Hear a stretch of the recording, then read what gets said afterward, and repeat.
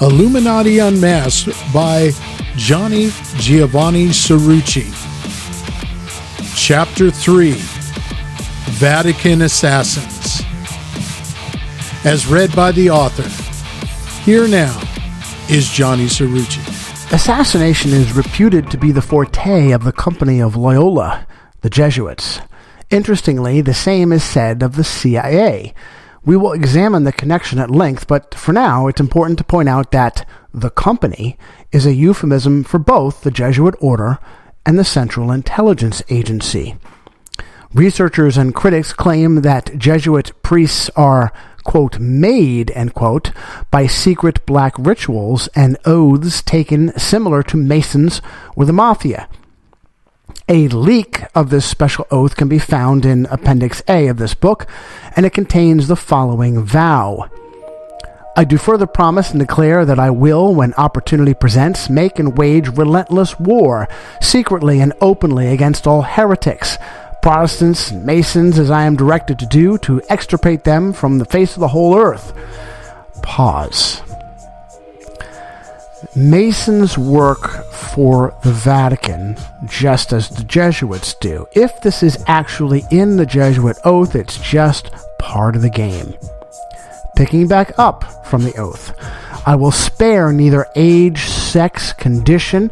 I will hang, burn, waste, boil, flay, strangle, bury alive these infamous heretics, rip up the stomachs and wombs of their women, and crush their infants' heads against the walls in order to annihilate their execrable race. That when the same cannot be done openly, I will secretly use the poisonous cup, the strangulation cord, the steel of the poniard, or the leaden bullet, regardless of the honor, rank, dignity, or authority of the persons, whatever may be their condition in life, either public or private, as I at any time may be directed so by any agents of the Pope or Superior of the Brotherhood of the Holy Father of the Society of Jesus. By deductive reasoning, we can assume that forms of killing invisible to detection would be highly prized by such an organization that also prizes the accumulation of wealth by donations to the Catholic Church generally and to the company in specific, as well as less reputable means. Eric John Phelps has a fascinating book by this title. He is a controversial figure due to his self-avowed racism. Some have questioned whether he is purposefully maligning his information on the Jesuits or manipulatively so. As far as I'm concerned, as a quick aside, I've spent time with Eric John Phelps. I know him well enough to believe that he is an incognito Jesuit.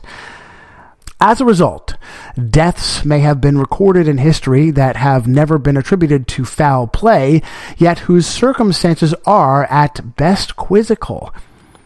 In a 365-day year, the probability of two men dying on the same day are 1 in 133,225.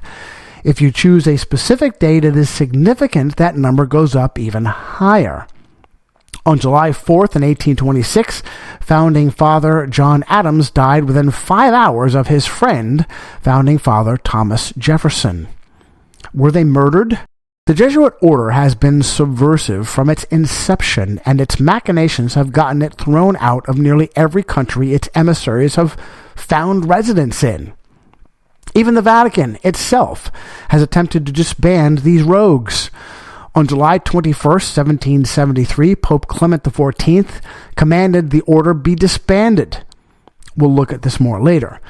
A mere 41 years later, they would be restored by intrigue. On August 7th, 1814, Pope Pius VII ordered Jesuit restoration while under coercion in prison. When the order was given, it was not received well by many around the world, including John Adams and Thomas Jefferson. And I quote from a letter from Adams to Jefferson and Jefferson to Adams, and the source is The American Jesuits by Raymond Schroth, who is also a Jesuit. Schroth starts, not all the American leadership class was happy about the Jesuits' return. John Adams and Thomas Jefferson, intellectuals as they were interested in everything, and in a correspondence which sealed the friendship of former rivals until their deaths within hours of one another, they often wrote about what they were reading, but they sometimes wrote about religion and Jesuits. On May 6, 1816, Adams wrote, "I do not like the late resurrection of the Jesuits. They have a general, now in Russia, in correspondence with the Jesuits in the U.S., who are more numerous than everybody knows. Shall we not have swarms of them here, in as many shapes and guises as ever the king of the gypsies assumed, in the shape of printers, editors, writers, schoolmasters? I have lately read Pascal's letters over again, and 4 volumes of the history of the Jesuits. If ever any congregation of men could merit eternal perdition on earth and in hell, according to these historians, though like Pascal true Catholics, it is the company of Loyola. Our system, however, of religious liberty must afford them asylum. But if they do not put the purity of our elections to a severe trial, it will be a wonder." On August 1st, 1816, Jefferson replied, "I dislike with you their restoration, because it marks a retrograde step from light to darkness. We shall have our follies without doubt. Some one or more of them will always be afloat, but ours will be the follies of enthusiasm, not bigotry, not Jesuitism. Bigotry is a disease of ignorance, of morbid minds. Enthusiasm of the free and buoyant. Education and free discussion are the antidotes of both. We are destined to be a barrier against the returns of ignorance and barbarism. Old Europe will have to learn on our shoulders and to hobble along at our side under the monkish trammels of priests and kings as she can." Schroth finishes, "Without intending to do so, the founders were laying out a formula by which Jesuit education might succeed." As a quick aside, remember, Schroth is a Jesuit. And although I think it likely that both these men died at the hands of Jesuit assassins, this philosophy of so-called freedom of religion was absolutely the crack in the door that a massive insurgency exploited to have total control over so-called secular United States government. By adopting the relativistic egalitarianism of so-called enlightenment, do these two men seal their own doom? And as I said, the text says, "It's important to note that the author of the above citation is himself a Jesuit. Raymond A. Schroth is a Jesuit priest, journalist, and professor. Ignatius Loyola's little company of friends would appear to have a little black book and a long memory. It's a book with a lot of names crossed out." The war between the states. The Jesuits in education are as invisible as they have made much of history to be. It would be a great shock for Americans to find out that the Company of Loyola and the Vatican were considered the chief suspects behind both the chaos of the Civil War and the murder of America's Civil War president. And I now cite 50 Years in the Church of Rome by Reverend Charles Cirucci, ex-Catholic priest.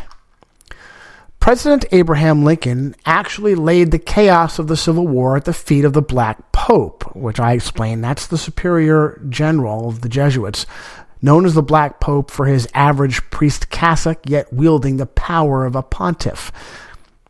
Back to Cirucci. In seeing and proclaiming the unseen hand, Lincoln knew he was ripe for the poison cup or the leaden bullet. Pause.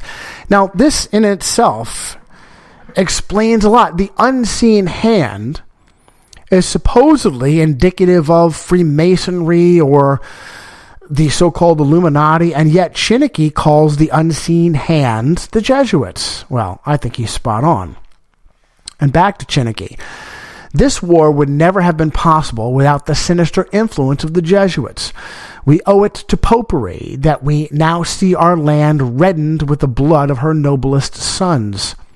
The Protestants of both the North and the South would surely unite to exterminate the priests and the Jesuits if they could learn how the priests, the nuns, the monks, which daily land on our shores under the pretext of preaching their religion, are nothing else but the emissaries of the Pope, of Napoleon III, and other despots of Europe, to undermine our institutions, alienate the hearts of our people from our Constitution and our laws, destroy our schools, and prepare a reign of anarchy here as they have done in Ireland and Mexico and Spain, and wherever there are any people who want to be free.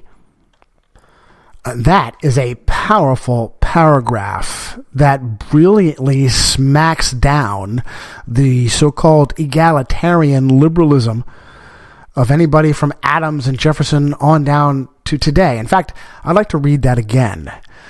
The Protestants of both the North and the South would surely unite to exterminate the priests and the Jesuits if they could learn how the priests, the nuns, and the monks which daily land on our shores under the pretext of preaching their religion are nothing else but the emissaries of the Pope, of Napoleon III, and other despots of Europe, to undermine our institutions, alienate the hearts of our people from our Constitution and our laws, destroy our schools, and prepare a reign of anarchy here as they have done in Ireland and Mexico and Spain, and wherever there are any people who want to be free.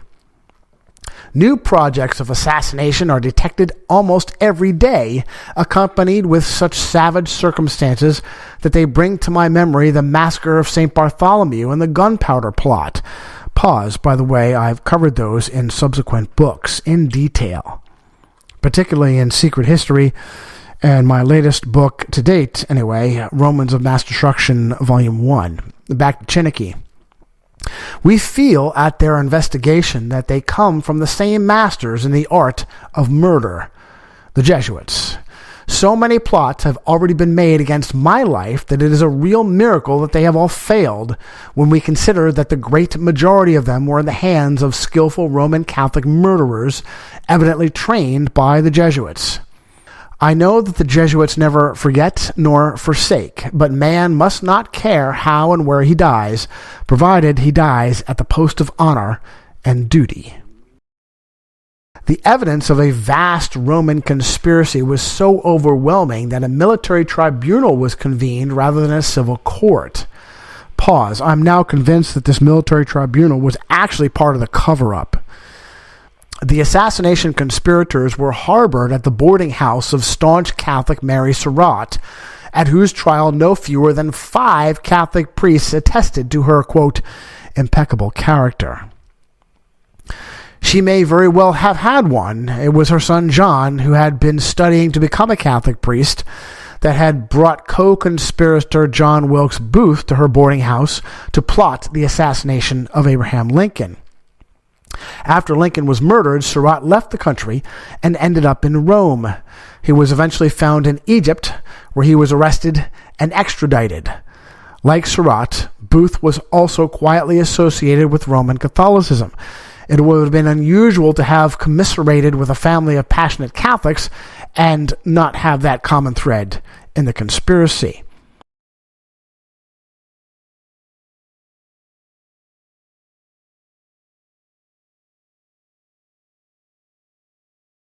The Booth family had traditionally been Episcopalian, which Johnny calls Catholic Light, by the way. Clergyman Charles Cirucci, however, stated that John Wilkes Booth was really a Roman Catholic convert later in life. A historian, Constance Head, also declared that Booth was of this religion. Head, who wrote the 1982 paper Insights on John Wilkes Booth from his sister Asia's correspondence, published in the Lincoln Herald, quoted from a letter of Booth's sister, Asia Booth Clark, in which she wrote that her brother was a Roman Catholic. Booth Clark's memoir was published after her death. Terry Alford, a college history professor and a leading authority on the life of John Wilkes Booth, has stated Asia Booth Clark's memoir of her brother John Wilkes Booth has been recognized as the single most important document available for understanding the personality of the assassin of President Abraham Lincoln, And no outsider could give such insights into the turbulent Booth's childhood or share such unique personal knowledge of the gifted actor.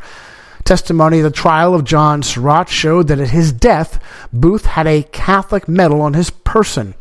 Court evidence showed his attending a Roman Catholic Church service on at least 2 occasions.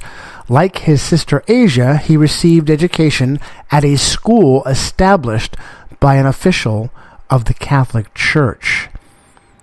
Civil War physician and Union General Thomas Maley Harris was convinced of Jesuit collusion behind the assassination of Abraham Lincoln, and I quote from his pamphlet, Rome's Responsibility for the Assassination of Abraham Lincoln. The organization of the hierarchy is a complete military despotism, of which the Pope is the ostensible head, but of which the Black Pope is the real head. The Black Pope is the head of the Order of the Jesuits and is called a general. He not only has the absolute command of his own order, but directs and controls the general policy of the Church. It would seem that the Jesuits had in mind from the beginning of the war to find an occasion for the taking of Mr. Lincoln. The Ku Klux Klan is reputed to have been founded by an unknown Confederate Army veteran. I quote from Wikipedia, the first Klan was founded in 1865 in Pulaski, Tennessee, by 6 veterans of the Confederate Army. The name is probably derived from the Greek words kuklos, which means circle, suggesting a circle or band of brothers. Author and activist Anton Chaikin claims that it was Confederate General and Grand Master of Scottish Rite Freemasonry Albert Pike, whose statue adorns our nation's capital, that actually created the KKK. Pike was also instrumental in an elite Masonic sub-organization known as the Knights of the Golden Circle. The esoteric use of the circle is shared by both organizations. Although Roman Catholicism has the reputation of being staunch foes of Freemasonry, there are many powerful Catholics who have found to have also been practitioners of the so-called craft. John Wilkes Booth was just such a man. He was also a member of Albert Pike's Knights of the Golden Circle, and it is entirely possible that he escaped death.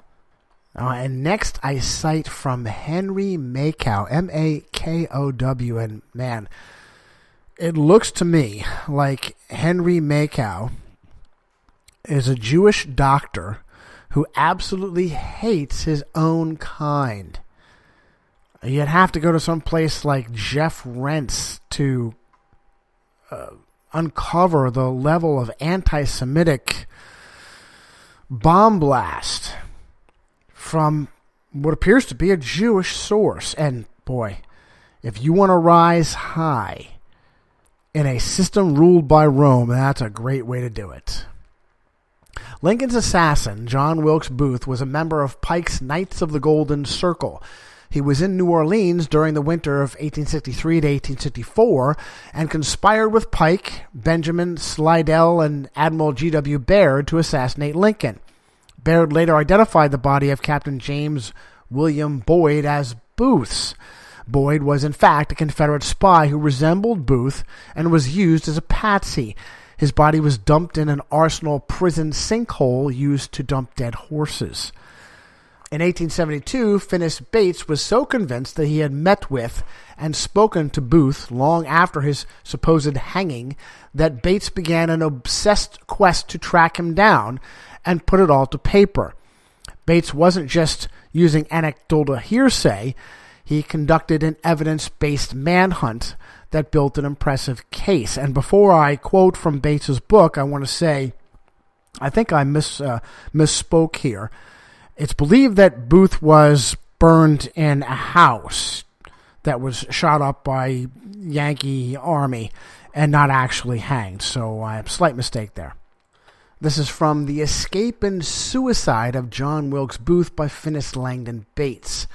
This story I could not accept as a fact without investigation, believing as the world believed that John Wilkes Booth had been killed at the Garrett home in Virginia on or about the 26th day of April in 1865 by one Boston Corbett connected with the federal troops in pursuit of him, and after he Booth had been passed through the federal military lines, which formed a complete cordon surrounding the city of Washington, D.C.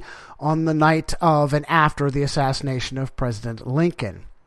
But after many years of painstaking and exhaustive investigation, I am now unwillingly and yet unanswerably convinced that it is a fact that Booth was not killed, but made good his escape by the assistance of some of the officers of the Federal Army and government of the United States, located at Washington, traitors to President Lincoln, in whose keeping was his life, cooperating with Captain Jett and Lieutenants Ruggles and Bainbridge of the Confederate troops belonging to the command of Colonel J.S. Mosby, and camped at Bowling Green, Virginia. Bates then gives painstaking details about Booth's deformed thumb on his right hand and scarred brow as proof of his identity. Several witnesses recognized Booth when presented with his photograph, and one alleged witness knew him before and after the hanging. Again, I keep saying hanging when it was supposed that he was burned at that house.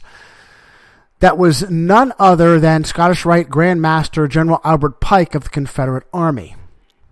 Bates recounted the story as was told to him by Colonel M.W. Connolly, a leading newspaper editor. And again, I cite from Bates' book.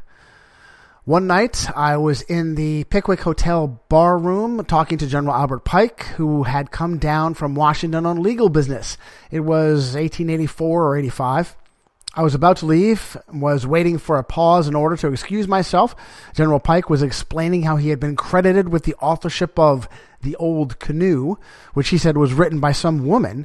Just then, my Village Mills friend came in, accompanied by someone, I think Long Skurlock, who used to edit the Chronicle at Claiborne, Texas.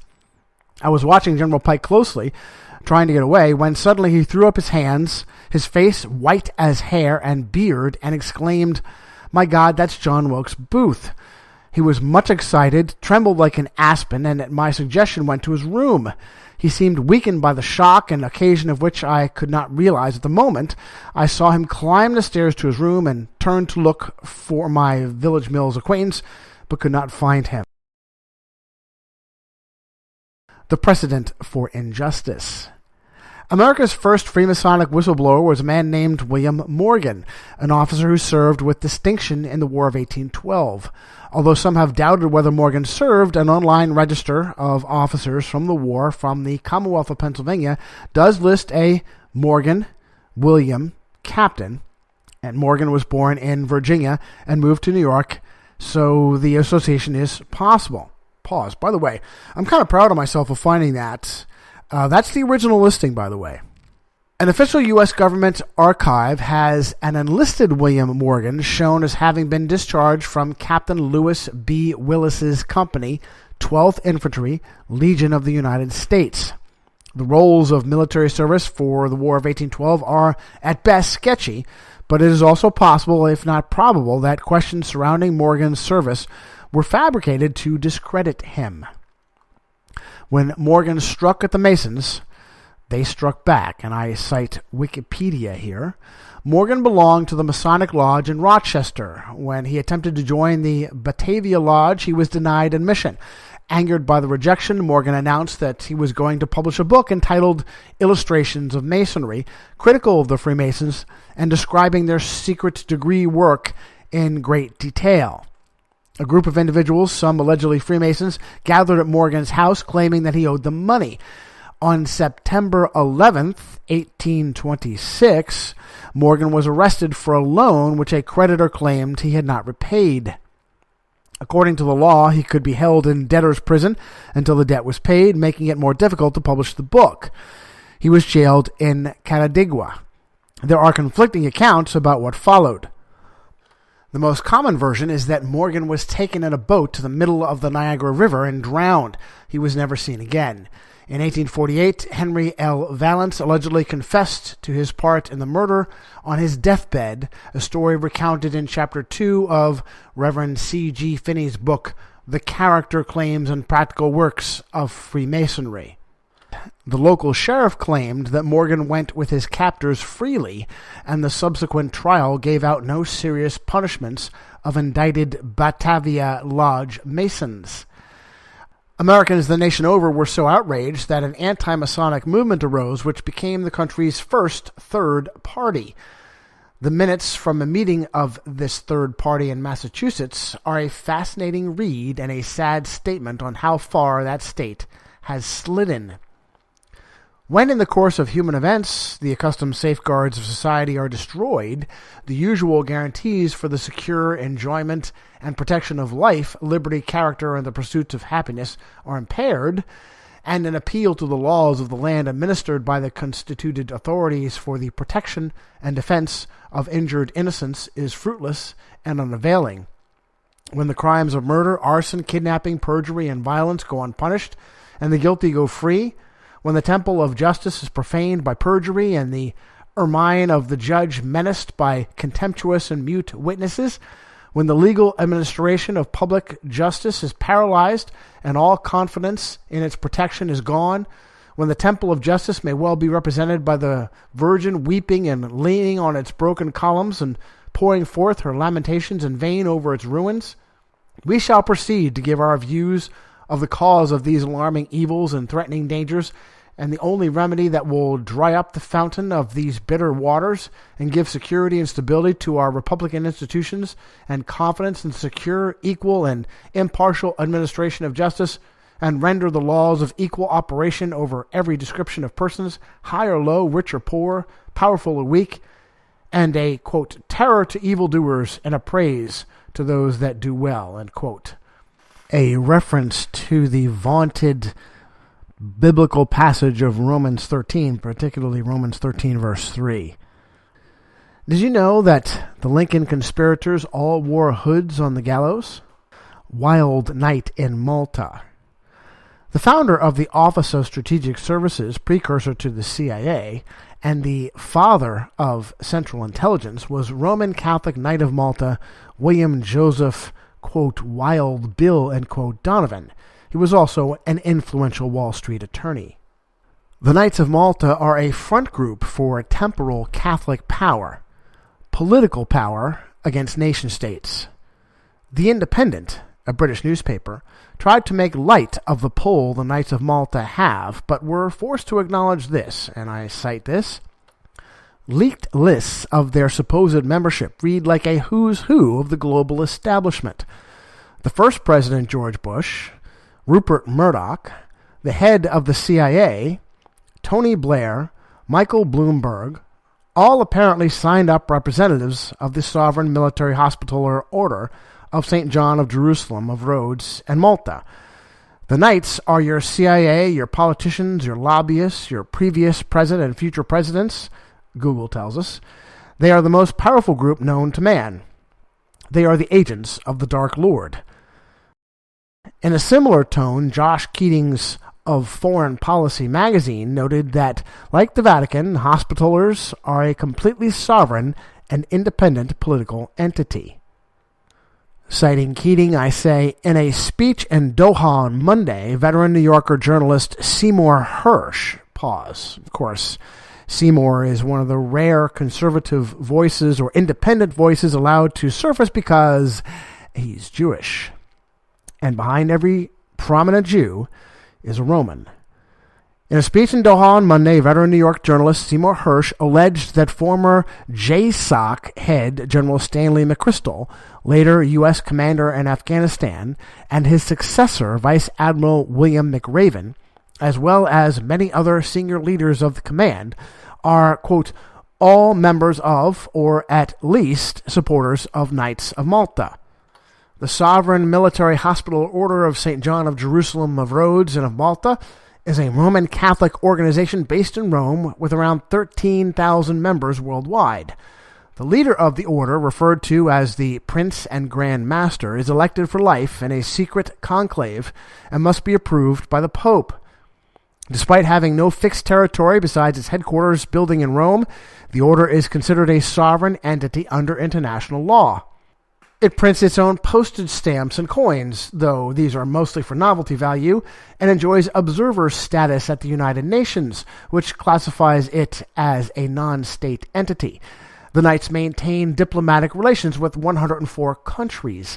The Order does not have official relations with the United States, though it has offices in New York for the United Nations delegation and Washington for its representation at the Inter-American Development Bank. Alleged members have included former CIA directors William Casey and John McCone, Chrysler chairman Lee Iacocca, and GOP fixture Pat Buchanan. By the way, all good Catholics. They have the power to assassinate at will, and they have. General Stanley McChrystal helped cover up the assassination of Pat Tillman. By the way, plenty of citations for that. In June of 2002, Tillman left it all to join the United States Army because, as President George W. Bush stated, "You either with us or you with the terrorists." Tillman used his intense focus and top physical conditioning to make it into the Army's elite 75th Ranger Battalion, but when he arrived in Afghanistan, he quickly became disillusioned. Rather than killing terrorists, many in the military were guarding Afghan poppy fields. Multiple citations there. Tillman had been corresponding with radical leftist agitator Noam Chomsky regarding how he and so many other American young men had been duped.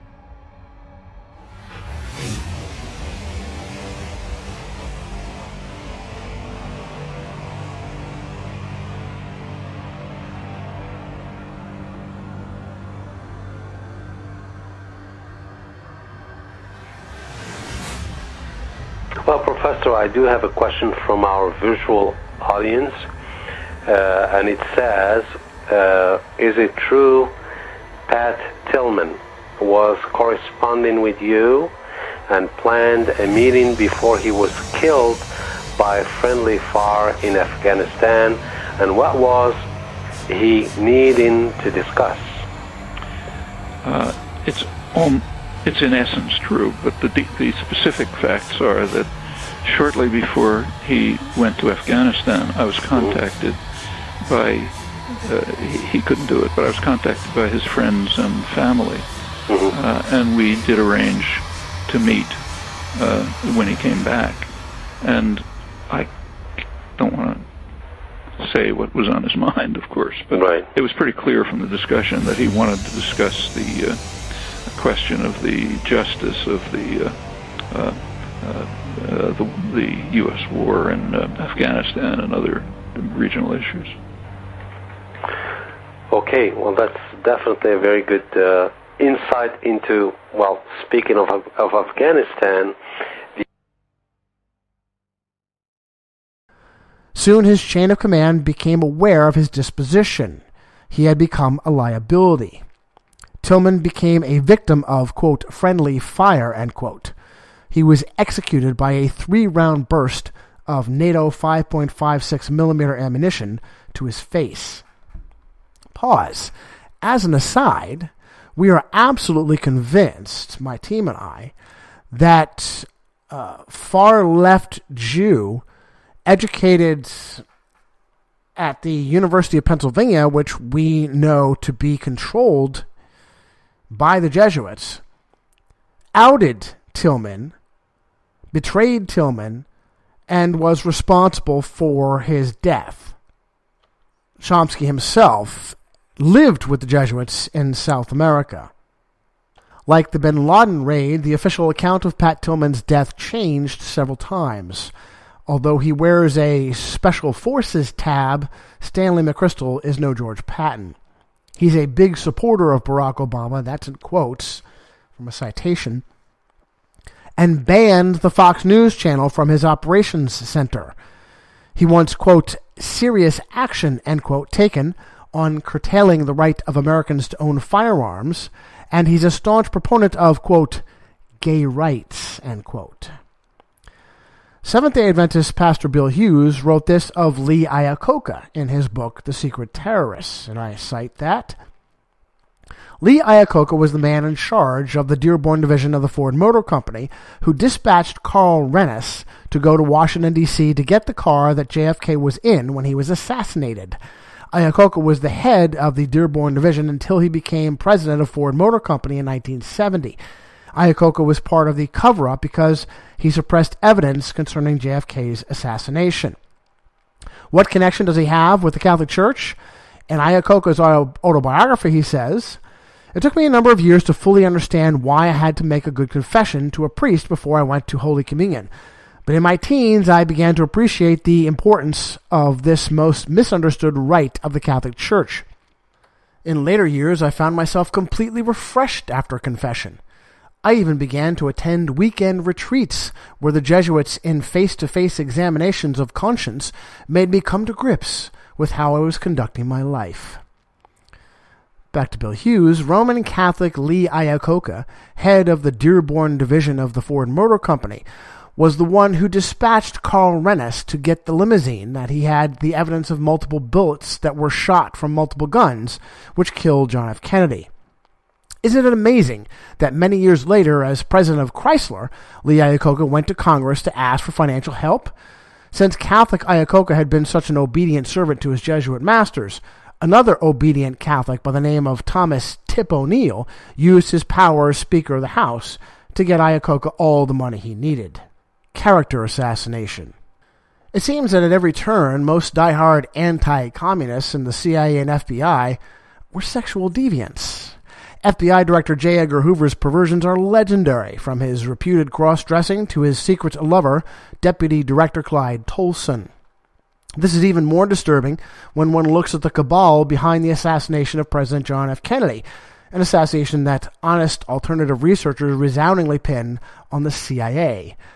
Slandered by media as a crackpot, Leroy Fletcher Prouty was a military professional who worked at the Pentagon as an Air Force lieutenant colonel in intelligence during the Kennedy assassination.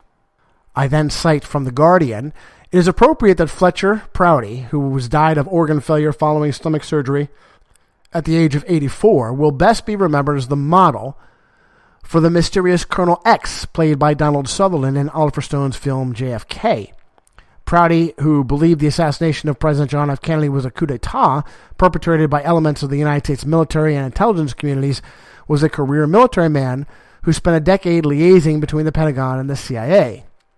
After leaving the Air Force, he became an outspoken critic of the intelligence establishment, although by the time JFK was filmed, he had been relegated to the fringes along with countless other conspiracy crackpots.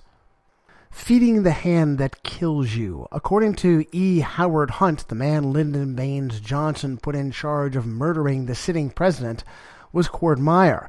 That meant the job was as good as done, because Meyer's wife was one of Jack Kennedy's revolving mistresses. Mary Pinchot Meyer would herself be terminated with extreme prejudice in broad daylight on the grounds of Jesuit-run Georgetown University by a man who claimed he was a professor there.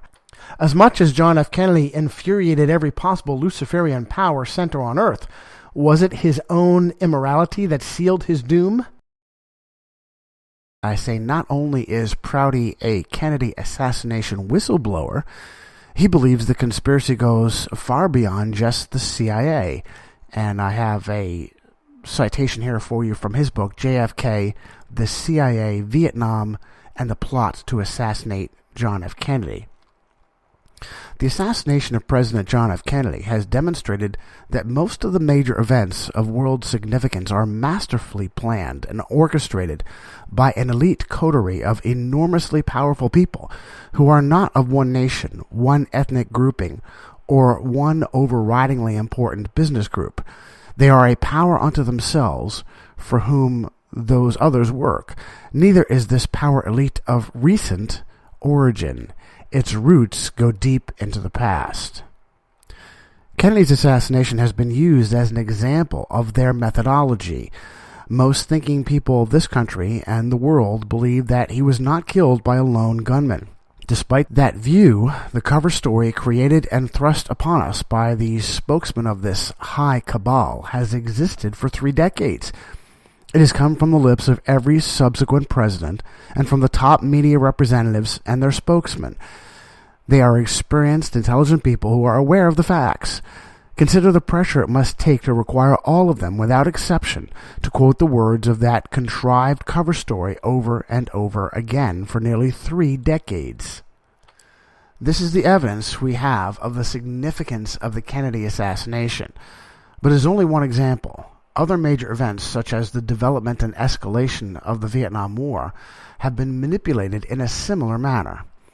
As a result of holding these views, I am aware that I may be attacked in the same fashion as Oliver Stone even before his movie JFK appeared in the theaters. The attack consists of words like conspiracy, paranoia, similar to the verbal accusations during the Inquisition. Interesting choice of words. I have subsequently found an amazing portion in this book that verifies what I already knew about the Vietnam outrage being a fabrication of the Catholic Church. I was just very surprised to see it coming from Fletcher Prouty with Oliver Stone standing behind him. Oliver Stone taught at a Catholic school in Vietnam before returning as a soldier, and I'm very unimpressed with him picking Donald Sutherland to play Prouty in the movie JFK, given that Sutherland gave just as much propaganda enabling to the North Vietnamese as Jane Fonda did during the war, but for some reason he got a pass, and nobody knows that today. So Stone is still extremely useful to the Vatican because of his far-left politics. But I'll give you some more from Prouty that I did not have in Illuminati Unmasked. 9 years of the manipulation of the American war-making machine in Indochina began to pay off for the power elite in a big way in 1954. By that time, American blood had been shed in Indochina and nearly $3 billion had been spent. A major conflagration was in the offing. By the end of the Indo-Chinese phase of the Cold War, the cost would be an estimated $500 billion and 58,000 American lives, and a serious decline of American prestige. The French in Indochina since 1787 had been defeated at Dien Bien Phu in May of 1954 and were on the way out. The CIA's Saigon military mission arrived in June. Secretary of State John Foster Dulles had said, "We could carry on effective guerrilla operations in Vietnam, and we can raise hell." Dulles would eventually do that with his offspring, Avery Dulles, who would go on to become a Jesuit priest and eventually one of the most powerful cardinals in the United States. Back to Prouty. This was precisely what the SMM was there to do, to establish an undercover paramilitary campaign and to raise hell. It had been given the power, the support, and a checkbook by the CIA. Meanwhile, the Geneva Conference that was to work out a ceasefire between the Viet Minh, the French, and the state of Vietnam had convened on April 26th, even before the French defeat at Dien Bien Phu on May 7th. This conference established a demarcation zone at or near the 17th parallel, which divided the former French colonial land into 2 nearly equal sections. The north would be the Democratic Republic of Vietnam, and the south was to become the state of Vietnam. Later, on October 26, 1955, the Republic of Vietnam.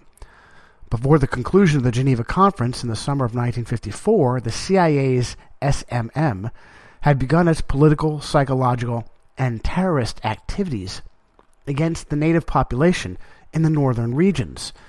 Using a well-equipped cadre of saboteurs, it performed many terrorist acts in Hanoi and surrounding Tonkin. SMM agents polluted petroleum supplies, bombed post offices, wrote and distributed millions of anti-Viet Minh leaflets, printed and distributed counterfeit money. As was intended, these clandestine activities played right into the hands of the war makers by creating a growing rift between the Viet Minh and the Tonkinese Catholics. No blame was laid upon the SMM until later, when the SMM-trained Vietnamese turned themselves in to the Viet Minh. In their own words, as found in documents released by Daniel Ellsberg with the Pentagon Papers, leaders of the SMM wrote that the mission had been sent into North Vietnam to carry out, quote, unconventional warfare, end quote, and, quote, paramilitary operations, end quote, and, quote, political psychological warfare, end quote. And rumor campaigns set up a combat Psy-War course for the Vietnamese. The members of the SMM were classic agent provocateurs.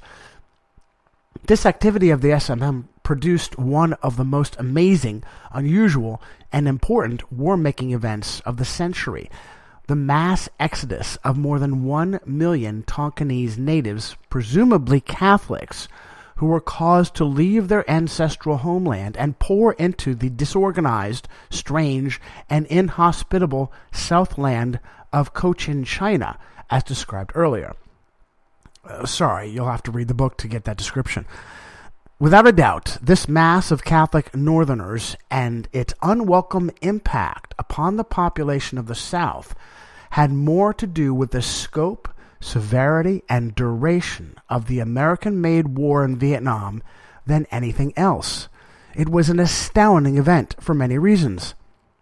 First of all, how was such an enormous movement of otherwise immobile people brought about, and how were so many motivated to move that far from their ancient ancestral homes, lands, and villages? Had they been scared to death? And how was everything kept so secret? Most news sources and historical reviews have either avoided or neglected these subjects. At the time this exodus began in mid-1954, the state of Vietnam as a government was all but non-existent, yet it had been placed in charge of all the real estate south of the 17th parallel, and its ancient, settled, and peaceful population variously estimated at from 10 to 12 million. There can be no denying the fact that the influx of these hundreds of thousands of strangers on the already war-weary, from World War II under the Japanese and the French battles to retake Cochin China, and from the 9 years of war against the Viet Minh, southern population pushed them both to the breaking point. They were not the victims of a civil war in the classic sense so much as they found themselves in a situation analogous to that of the American Indians when hundreds of thousands of Europeans invaded their North American homeland and decided they would take it over for themselves. With the Catholic Ngo Dinh Diem in power, these intruders actually thought they had the right. As reported in the book Vietnam Crisis, the confused situation in Vietnam following Geneva was marked by the exodus of refugees from the zone north of the 17th parallel. The refugee movement was encouraged by the state of Vietnam and was carried on with substantial aid from the United States. Not the first time and not the last time that Rome would use refugees and immigrants as weapons. And the complete lack of coverage by media and historians of the forced exodus of these Catholic immigrants from North to South Vietnam being the reason for the escalation into open warfare of Vietnam, that being ignored, may surprise Fletcher Prouty, but it doesn't surprise us, does it? Calling all deviants. David Ferrie was as odd as he was useful to the CIA, whether in flying mafia thugs around or agitating against communists in New Orleans. The would-be Catholic priest was a reliable asset.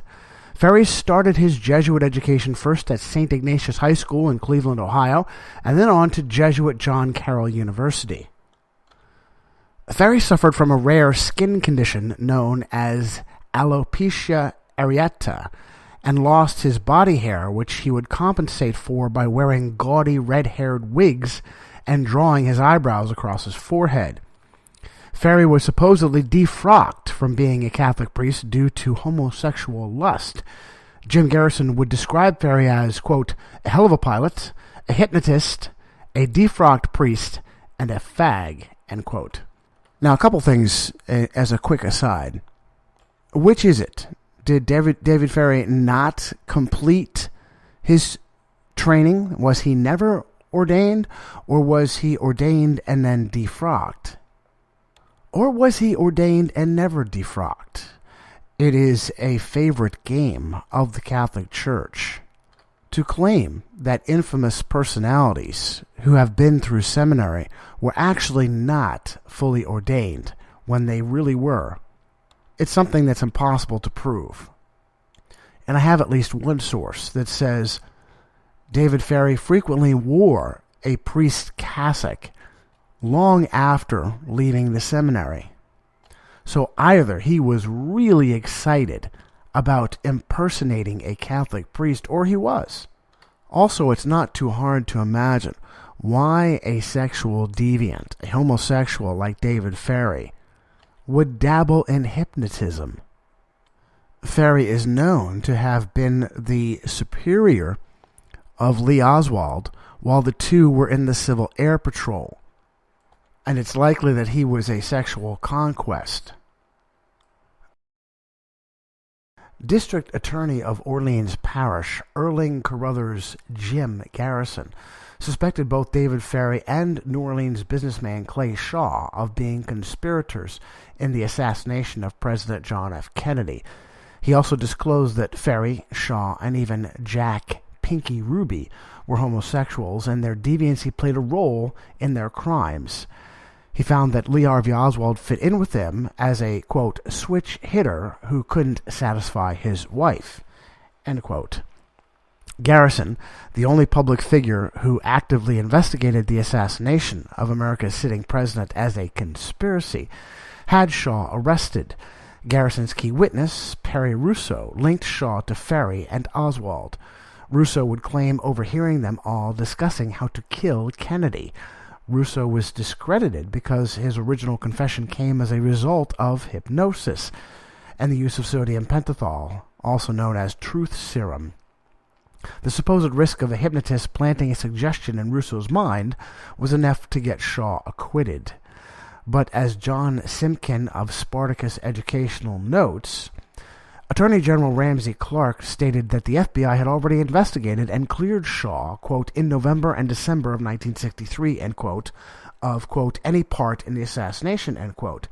As Garrison had pointed out, quote, the statement that Shaw, whose name appears nowhere in the 26 volumes of the Warren Commission, had been investigated by the federal government, is intriguing. If Shaw had no connection to the assassination, I wondered, why had he been investigated? After U.S. Attorney General Robert Kennedy had mafia gambling gangster Carlos Marcello deported to Guatemala, he quietly returned in an aircraft piloted by Ferry. Marcello was an important ally in CIA dealings in Cuba, especially after Castro put a stop to all the illicit gambling trades. Another key figure in the Kennedy conspiracy was Guy Bannister. In October 1967, after getting constantly eviscerated by the mainstream press, Garrison gave an interview to Eric Norden of Playboy in the hopes of getting his side of the story out. Garrison. At the time Oswald started his so-called Fair Play for Cuba Committee, two men, Hugh Ward and Guy Bannister, operated a private investigative agency at 544 Camp Street in downtown New Orleans. Guy Bannister was one of the most militant right-wing anti-communists in New Orleans. He was a former FBI official, and his headquarters at 544 Camp Street was a clearinghouse for Cuban exile and paramilitary right-wing activities.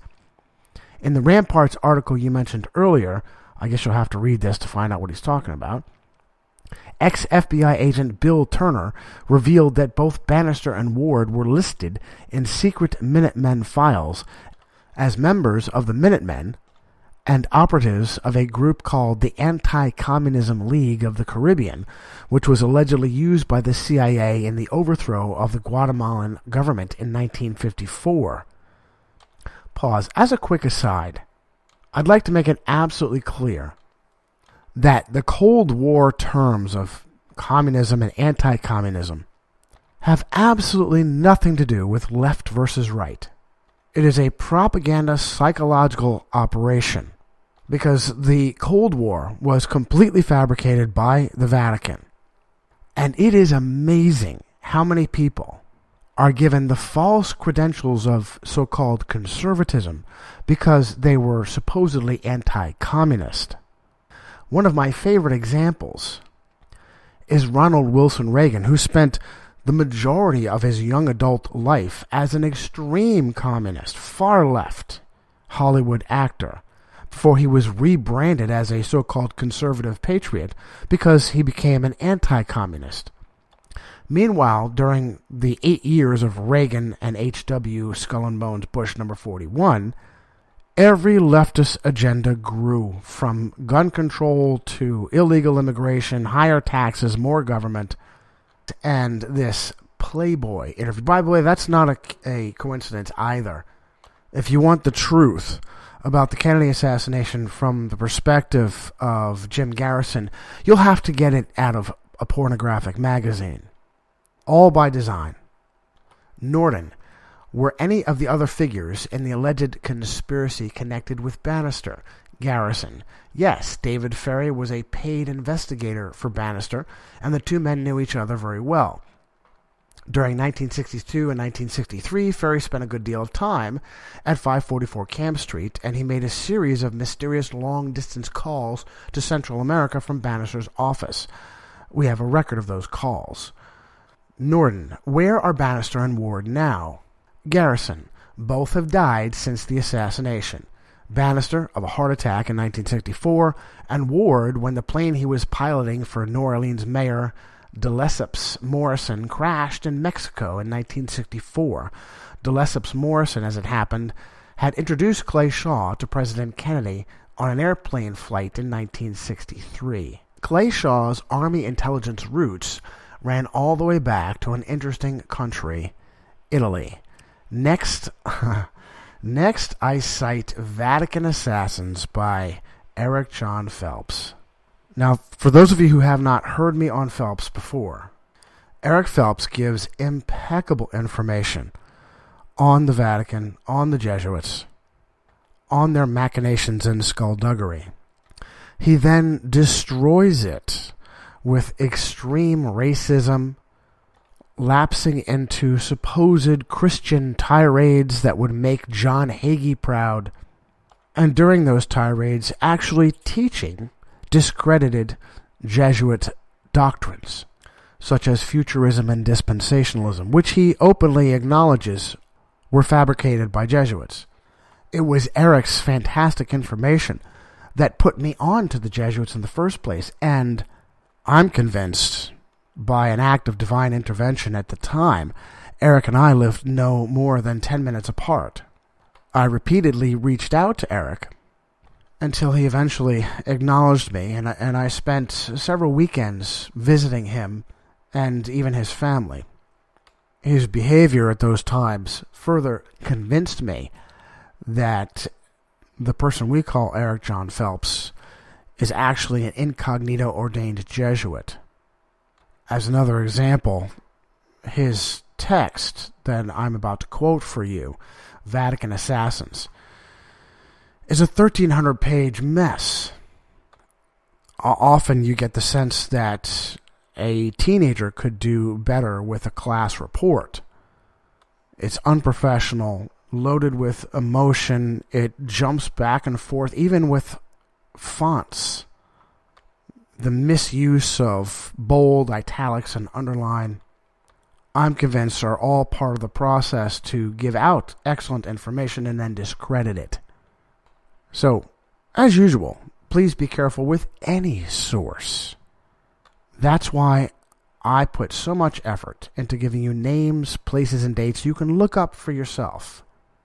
Now, we all have faults and failings, but there's a delicate balance between an honest mistake, a personal foible, a bit of wackiness, and a carefully scripted agenda to discredit themselves.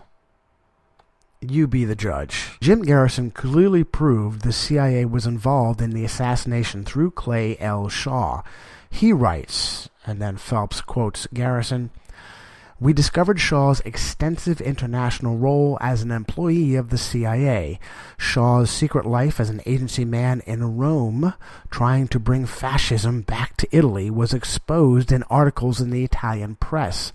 To me, among the most significant revelations were the confirmation by both Victor Marchetti and Richard Helms that Clay Shaw had been an agent of the Central Intelligence Agency." Phelps continues, "Shaw was booked in the Jesuit stronghold of New Orleans for conspiracy to kill President Kennedy.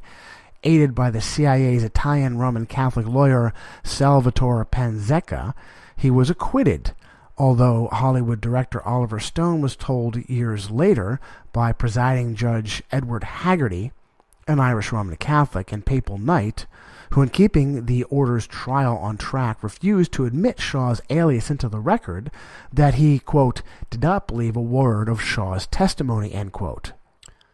Years later, Richard Helms, one of Wild Bill Donovan's OSS case officers, pause by the way, I never call him that, an arch Roman Catholic traitor, Donovan's OSS case officers, who became President Richard M. Nixon's director of the CIA, admitted that Shaw had been a contract agent for the CIA, called the company, just like the Jesuit order. David Ferrie would also die before he could give testimony of a surprise cerebral hemorrhage. Jim Garrison paid for his dedication with his marriage. He lived to see himself immortalized in the Oliver Stone movie JFK of 1991, and then died less than a year later of cancer at 70. I have to reiterate one more time that this is not just another murder, not just another assassination, but I insist I would stake my life on it.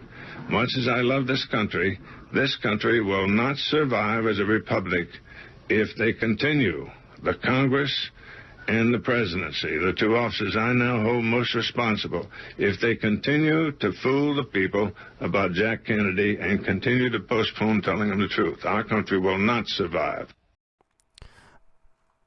By the way, I mentioned in a footnote, I will discuss later how weaponized cancer was being experimented with by the CIA in New Orleans, and it is a story that involves key players in the Kennedy assassination.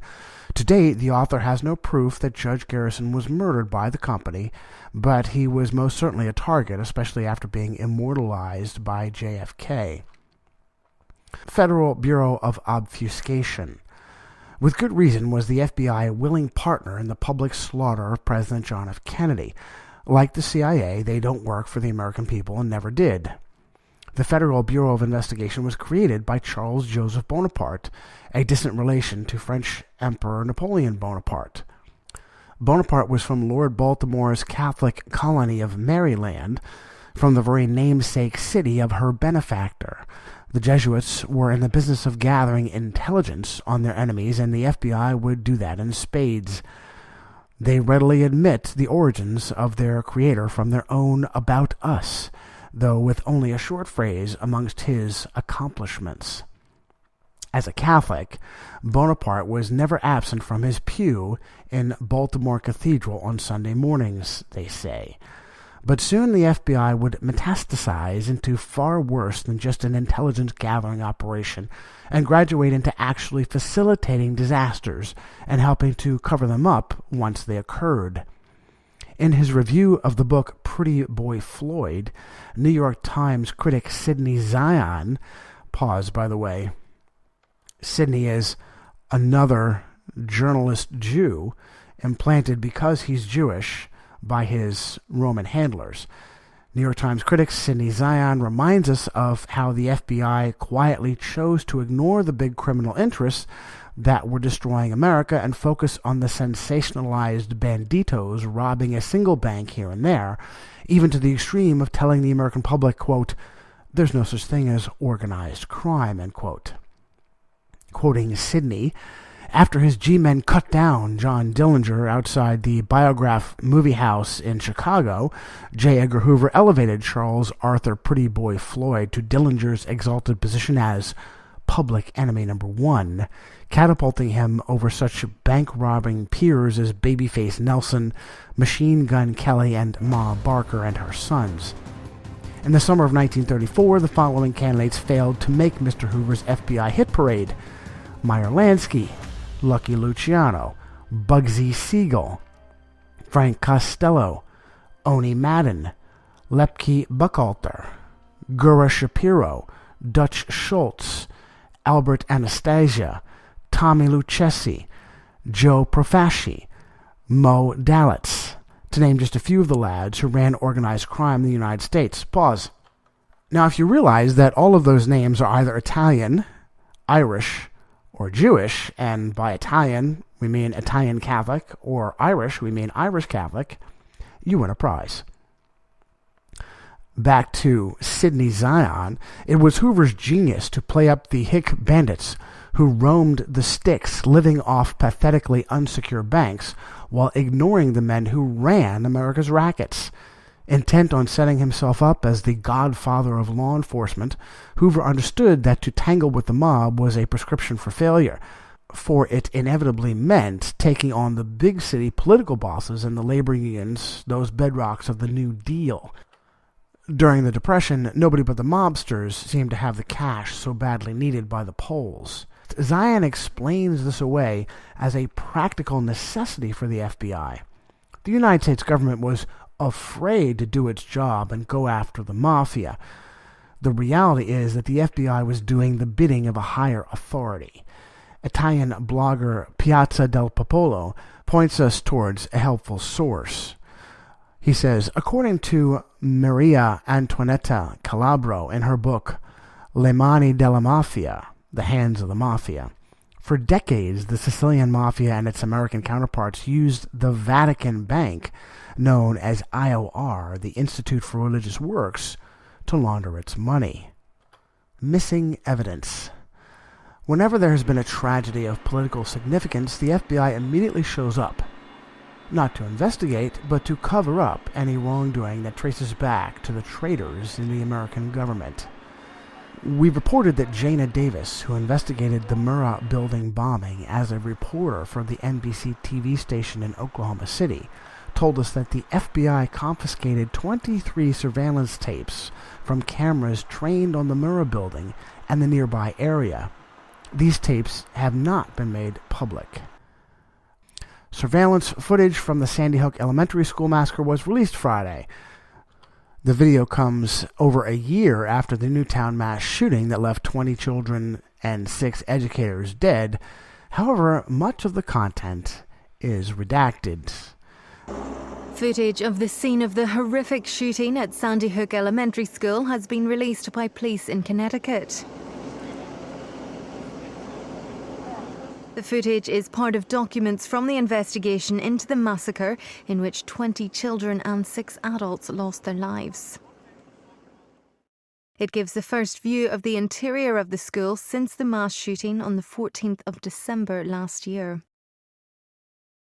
It includes images of shattered glass at the front doors of the school, as well as shots of abandoned classrooms and empty desks where the terrified children had cowered.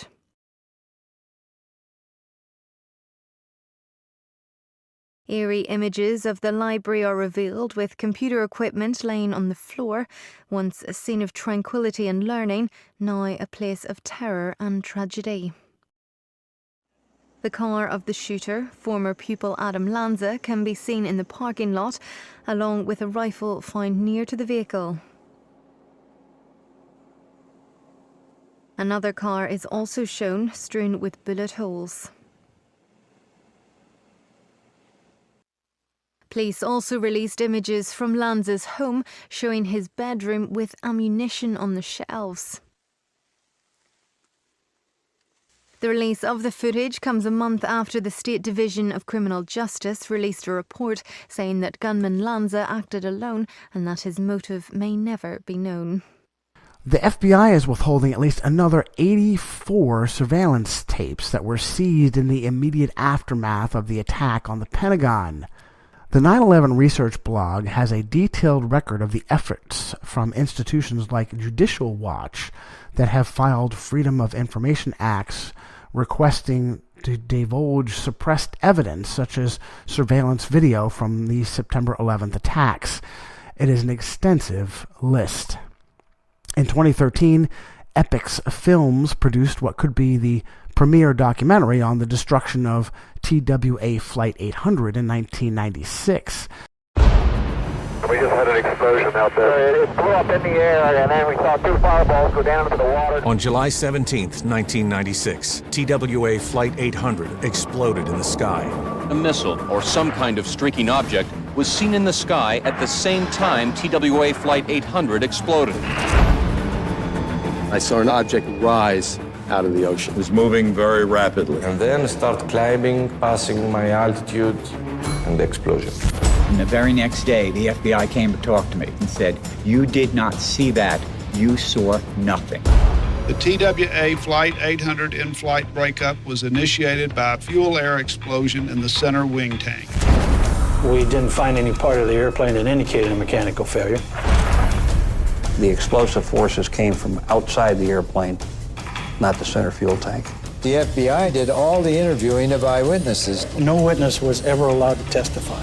For that kind of cover-up to be tolerated, it makes me fighting mad. TWA Flight 800, an Epix original documentary. Written, produced, and directed by Christina Bjornsson, it showcased the men and women who were there, from bereaved families to eyewitnesses to on-site experts. These experts, like Flight Operations and Chief Safety Investigator Robert Young, Explosive Ordnance Disposal Technician Bob Heckman, and Senior Accident Investigator Hank Hughes, all recounted a shocking and treasonous allegation. FBI personnel came on the scene, took over the investigation, and blatantly tampered with the evidence. Jackie's Faustian Bargain, 11 March 1962. Did Jackie Kennedy arrange for her husband's death as a result of his serial philandering? En route to India and Pakistan for a supposed goodwill tour, First Lady Jacqueline Kennedy had the perfect opportunity, or was it cover, for a long private audience with Pope John XXIII. She was traditionally dressed head to toe in black to include a black mantilla. If true, as with any deal with the devil, she lived to regret it. Perhaps the meeting was far from her mind over a year and a half later, when on November 22nd, 1963, her husband's brains were blown out as she rode next to him in Dallas. Cui bono? Who benefits? Why was John F. Kennedy killed? The Kennedys were outsiders, empowered by Joseph Kennedy's illicit gains in banking and booze.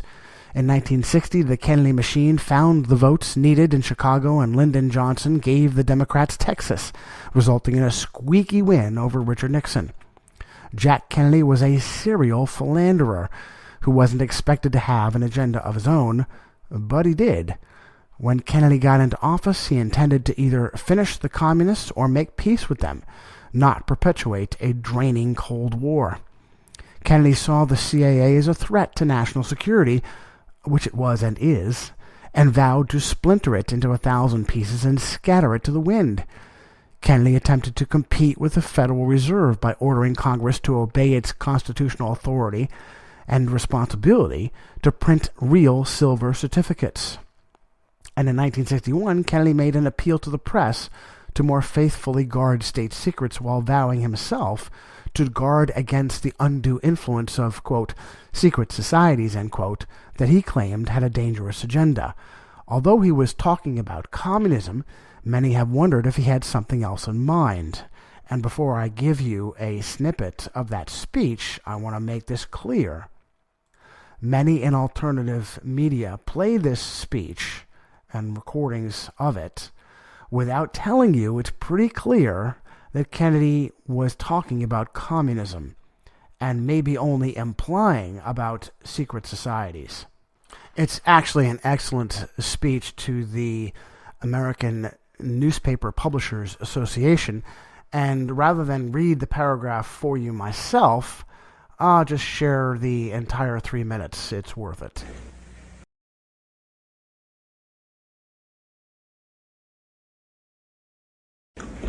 Ladies and gentlemen, the very word secrecy is repugnant in a free and open society, and we are, as a people, inherently and historically opposed to secret societies, to secret oaths, and to secret proceedings. We decided long ago that the dangers of excessive and unwarranted concealment of pertinent facts far outweighed the dangers which are cited to justify it. Even today, there is little value in opposing the threat of a closed society by imitating its arbitrary restrictions. Even today, there is little value in ensuring the survival of our nation if our traditions do not survive with it. And there is very grave danger that an announced need for increased security will be seized upon by those anxious to expand its meaning to the very limits of official censorship and concealment. That I do not intend to permit to the extent that it's in my control. And no official of my administration, whether his rank is high or low, civilian or military, should interpret my words here tonight as an excuse to censor the news, to stifle dissent, to cover up our mistakes, or to withhold from the press and the public the facts they deserve to know. Who benefited from Jack Kennedy's death? Everyone in power. Dr. Mary's monkey. During the 50s and 60s, while conducting research on a vaccine for polio, a viral form of cancer was discovered. The polio cultures were grown on monkey organs that eventually transported a viral strain of cancer to the host. This polyoma virus behaved very much like simian virus number 40, also known as SV40, yet had not been seen in humans. The CIA and the Jesuits behind them immediately saw the assassination applications for this knowledge and took the research over. A bodyguard for key scientist Dr. Mary Sherman was none other than CIA asset Lee Harvey Oswald. His involvement was almost certainly instrumental in his being targeted as a fall guy for the Kennedy assassination. Dr. Mary Sherman died in a freak accident related to her research. The story is well told in the excellent book Dr. Mary's Monkey by Edward T. Haslam, Trine Day 2007. The lead doctor on the polio vaccine project was Alton Ochsner, who was working with groundbreaking data initiated by Dr. Jonas Salk. Salk found that injecting dead forms of the virus allowed the human host to create antibodies that would fight future infections. It was these polio vaccines grown on monkey organs that doomed many children to die of cancer. Insidiously, many more would die later as the dormant virus was activated by some quirk of biological circumstance. Although Haslam himself attributes the contraction of cancer by kids injected with the polio vaccine as a true accident, the dangers and outcomes were completely covered up by the United States government. And I'd like to add as an aside, Haslam admits that he is Jesuit educated in the book. Starting in Chapter 2, Haslam writes, Carrollton Avenue. By the way, the Carroll family was instrumental in the American Revolution. Carrollton Avenue is a wide, tree-lined boulevard which runs north and south, bisecting New Orleans and connecting the Mississippi River to Lake Pontchartrain. At its midpoint, in a residential neighborhood near the corner of Canal Street, stands a huge 4-story brick building resembling a fortress. It covers an entire city block. This is Jesuit High School, where the Jesuit priests have been educating the future leaders of New Orleans for over 100 years. The Jesuits are famous, even notorious, for demanding academic excellence. Therefore, the economic and power elite of this predominantly Catholic city send their male children to the Jesuits to be educated. Pause. That's only a cover story. What they don't realize is that having a Jesuit school in your resume cues you up to be selected by a Roman power structure to advance you in the economy and in power politics. Haslam continues, admission is highly competitive. Discipline is strict. Military uniforms are worn. Pause. That's because you're soldiers of the Vatican. Continuing on, high performance is required and nobility is expected. The students are trained for success and for leadership roles in tomorrow's society. Above all else, they are expected to carry the militant social conscience and uncompromising values of their Jesuit educators with them into their future roles. Essentially, these leaders will be lay Jesuits in their fields, and they absolutely are. As an aside to the aside, let me state what I hope you already know, and that's that science, quotes, unquotes, and quotes, is as corrupted by Rome as any other field, from journalism to justice. And the digger you deep, the more shocking the level of corruption becomes, to the point that your very reality is a false reality dictated to you by Rome. Sickeningly, shockingly, the Catholic Church has played a game through her Jesuit special forces of pretending to be backward like Christians and finally being dragged into the so-called new science. This game has been played so long that Vatican apologists are now seeking to take credit for this new pseudoscience that is taught with a white-knuckle grip in every school. One such Vatican apologist is Jewish Mordecai Feingold, published by MIT Press in 2003, the title of his book, Jesuit Science and the Republic of Letters.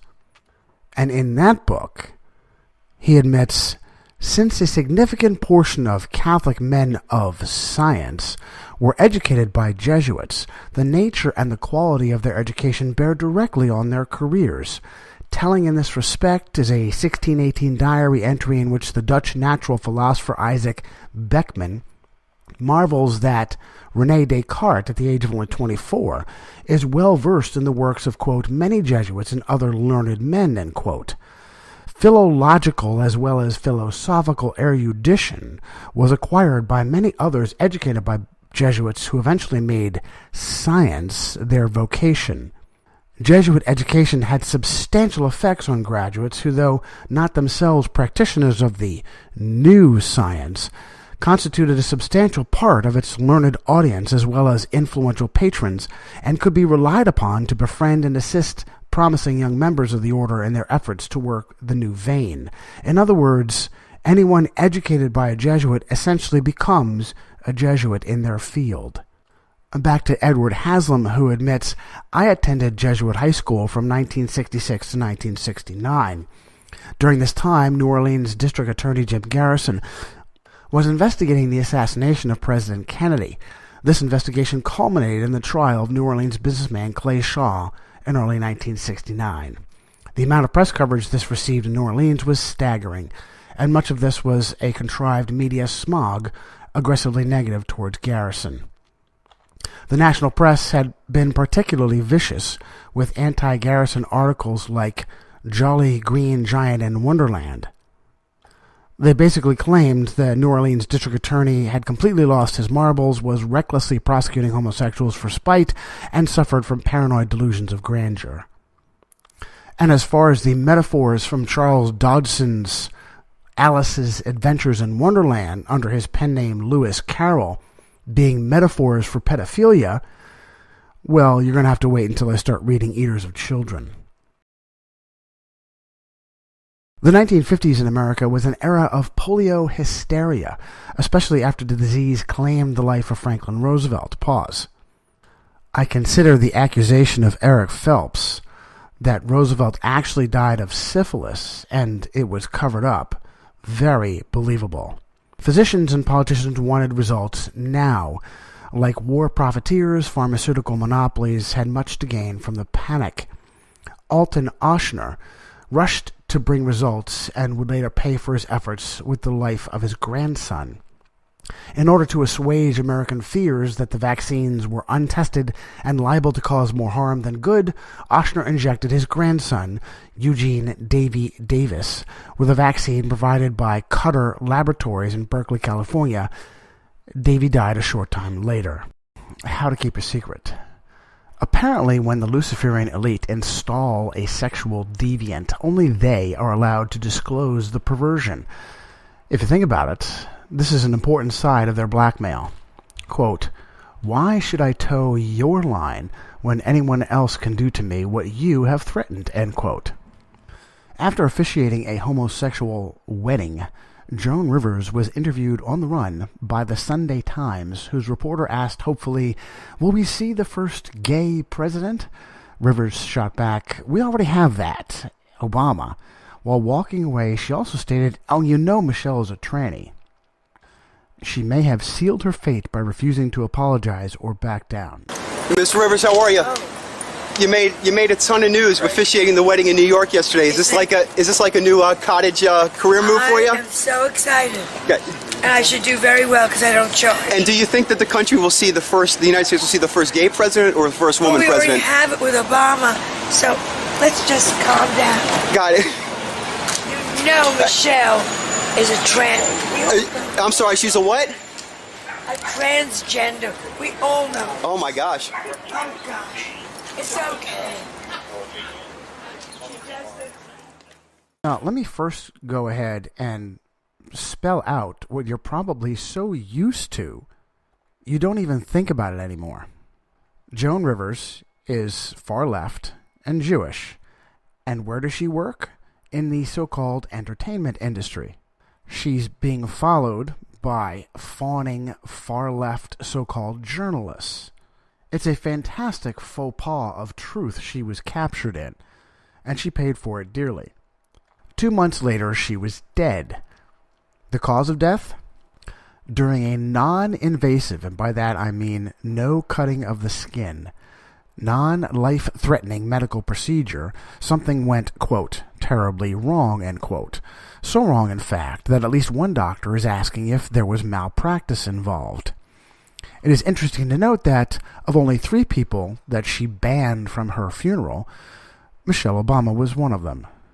So I will quickly give you my opinion based on my information, my research, and where it has pointed me in the past, what it has shown me in the past. I'm not going to take the time to flesh all this out with the names, places, and dates because we're reading through Illuminati Unmasked. But Barack Obama is, and was for his presidency, a sexually traumatized puppet and pawn of the CIA and ultimately the Vatican. Based not just on what Joan Rivers said, but other evidence that I've seen, I do believe Michelle Obama's transgender.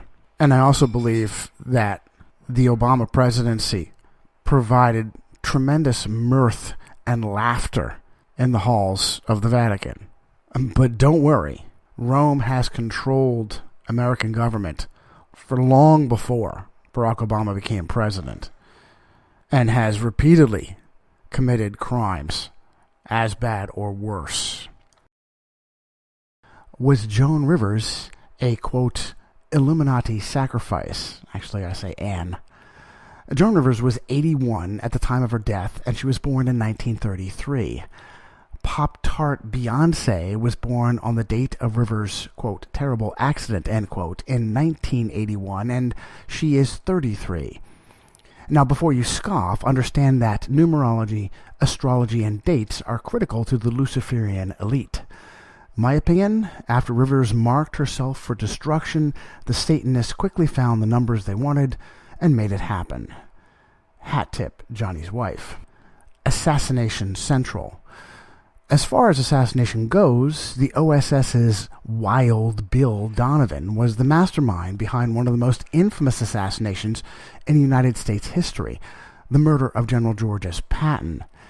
An astonishing book by Robert K. Wilcox, Target Patton, lays out the conspiracy that holds Donovan at the front and Dwight David Eisenhower along with Omar Bradley at the top. Cox states that Donovan used the OSS and its assassin Douglas Bazata to utilize an unorthodox pneumatic gun that could shoot untraceable debris as projectiles at close range to wound Patton while being driven through Heidelberg, Germany in December of 1945. To everyone's surprise, despite terrible wounds, Patton started to recover in the hospital. His location and status was leaked to the Soviet spy agency, the NKVD, precursor to the KGB, and they finished him.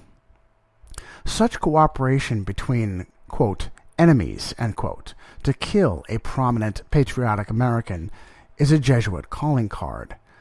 Patton had seen the Soviet scourge firsthand, how the Red Army had raped, murdered, pillaged, and looted its way through Eastern Europe and half of Germany. He had also seen the shocking complicity between Washington and Moscow. Patton's anti-communist sentiments were making his superiors increasingly uncomfortable, as there had been much secret collusion between them. The prolonging of World War II and the empowering of the communist Soviet Union played right into Jesuit hands. Both the birthplace of the Reformation, Germany, and its most fertile growing fields, the United States and the United Kingdom, would continue to be punished. I next cite Tim Shipman of The Telegraph. Patton, who distrusted the Russians, believed Eisenhower wrongly prevented him closing the so-called Falaise Gap in the autumn of 1944, allowing hundreds of thousands of German troops to escape to fight again. This led to the deaths of thousands of Americans during the winter counteroffensive that became known as the Battle of the Bulge. In order to placate Stalin, the Third Army was also ordered to halt as it reached the German border and was prevented from seizing either Berlin or Prague, moves that could have prevented Soviet domination of Eastern Europe after the war. George Patton had seen it all from within the leadership inner circle. According to Wilcox, it was the threat from Patton that he would out America's leaders as traitors, as well as his towering character as a proven wartime leader that earned him a death sentence. What American would possibly be part of murdering our greatest battlefield general? One who owed his allegiance to Rome and not Washington. For repeatedly subverting American interests for papal priorities, William Donovan was lavishly rewarded even before the end of the Second World War. From the Catholic Encyclopedia, I note, in July of 1944, Pius XII awarded Donovan the Grand Cross of the Order of St. Sylvester, the oldest and most prestigious of papal knighthoods, and the highest Catholic award ever received by an American. Less than 100 men have received this award throughout history. The Order of St. Sylvester, notable members, 1944 July, Pius XII created Major General William Joseph Donovan, father of CIA Knight of the Grand Cross of the Order. Again, Order of St. Sylvester, the Order of Golden Militia under a new name. Prior to the year 1841, it was known as the Militia of the Golden Spur, or Golden Militia. It undoubtedly is the oldest and, at one time, was one of the most prized of the papal orders. The garrote around the neck of America is the international banks led by the United States, quote, Central Bank, end quote, the so-called Federal Reserve, which is managed by the accountants of Rome, the Rothschilds. But the knives in America's back are her intelligence organizations, from the FBI to the NSA to the CIA. They are all clearly driven by a malignant authority that wishes to greatly harm the United States. Now, I close Chapter 3 with a citation from Stephen Mumford's American Democracy and the Vatican.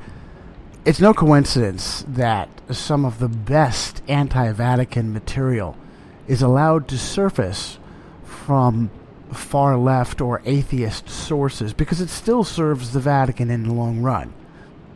If you can attack Jesus Christ and Christianity while simultaneously attacking the Vatican, you still win as a Roman. The ultimate goal is to make people question, certainly those who wish to be Christians, question the Bible and needing an authority, turned to Rome. Mumford begins, "The Catholic Church is the most divisive force in America. The March 19, 1984 issue of U.S. News and World Report examined 2 secret Catholic elite religious societies in this country. The Knights of Malta, with 1,000 U.S. members who are prominent in government, business, or professional life, and Opus Dei, with 3,000 members of widely varied backgrounds. The Knights of Malta organization dates back to the time of the Crusades. Its members include some of our nation's most prominent Catholics: CIA Director William Casey, William Wilson, Vernon Walters, Senators Denton and Domenici, Alexander Haig, William Sloan, and William F. Buckley, creator and leader of Young Americans for Freedom, from which a large portion of the Reagan administration team were drawn. Because many knights and recipients of the Order's honors have worked in or around the CIA, critics sometimes suggest a link between the two. The CIA has been dominated by the Catholic hierarchy. According to members, the Order serves, quote, as an international defender of the Church, end quote. In June of each year, a ceremony is held in Rome for Knights of Malta, which includes the swearing in of allegiance and to the defense of the Holy Mother Church. Knights are committed to defending the Church. Only the most devout and obedient are invited to join the Knights in Opus Dei, which its detractors have compared to mind-controlling cults. It is inevitable that the best interests of the Vatican and those of the United States are not always going to be the same. For this reason, no one can possibly swear complete allegiance to both and mean it. The acts and attitudes of the Knights of Malta in the Reagan administration seem to reflect this complete allegiance to the Catholic Church rather than to our country. Consider the intensity of the commitment of these secret society members as, quote, international defenders of the Church, end quote. It is hardly a secret that one of the most important American advances in, quote, defending the Church, end quote, by Catholic elites was the creation of the Central Intelligence Agency. The activities of the CIA go far beyond intelligence gathering of an international nature. The CIA serves as an agency through which secret assistance to the Holy Mother Church can be provided by secret American society members, acting as her defenders. Mumford has a citation here. During the CIA's formative years, Protestants predominated. Somehow, however, Catholics wrested control of the CIA's Coven Action section.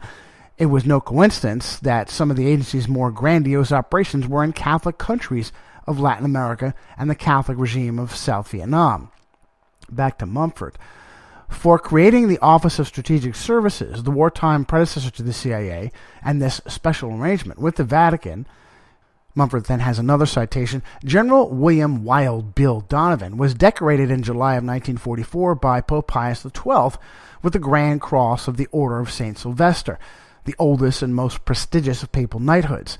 This award has been given to only 100 other men in history who, quote, by feat of arms or writings or outstanding deeds, have spread the faith and have safeguarded and championed the Church. Back to Mumford.